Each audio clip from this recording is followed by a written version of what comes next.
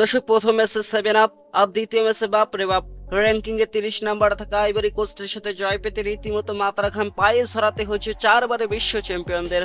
প্রথমার্ধে পিছিয়ে থেকে দ্বিতীয়ার্ধে সমতায় ফেরা আর নির্ধারিত 90 মিনিট শেষে লাস্ট টাইমের শেষে গিয়ে আরেক গোলের লিড নিয়ে জয় তুলে নেওয়া সহজে নয়, বহু কাঠখড় পোড়াতে হয়েছে রুডিগারদের। টরন্টোতে অনুষ্ঠিত গুরুত্বপূর্ণ ম্যাচে বিরতির বাঁশি বাজার সময় জার্মানির অবস্থা মোটেই স্বস্তি দেখছিল না। প্রথমার্ধের 30 মিনিটে ফ্রান্সকো কেসে দুর্দান্ত করে এগিয়ে যায় আইভরি কোস্ট, ফলে 1-0 ব্যবধানে পিছিয়ে থেকে ড্রেসিং রুমে ফিরতে হয় 4বারের বিশ্ব চ্যাম্পিয়নদের। গোলটি আসে বক্সের ভিতরে তৈরি হওয়া এক জটিল পরিস্থিতি থেকে। প্রতিরক্ষার ব্যর্থতায় ফিরতি বল পেয়ে সুযোগ লুফেলেন কেসি, শক্ত শটে জাল কাঁপিয়ে উল্লাসে মাতানো আইভরি কোস্টের শিবির। অবশ্য জার্মানির সমতায় ফেরার খুব কাছাকাছি পৌঁছে গিয়েছিল।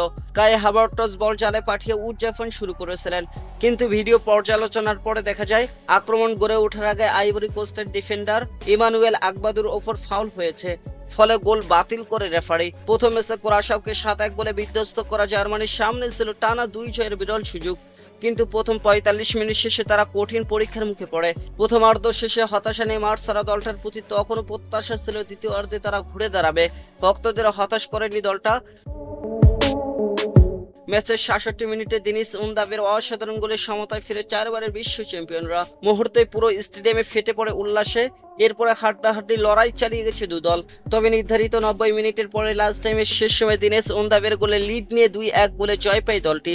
আর 2 গোলে আসে কিনা দিনেশের পা থেকে, ফলে 2-1 গোলে জয় নিয়ে মার্চ 4বারের বিশ্ব চ্যাম্পিয়নরা।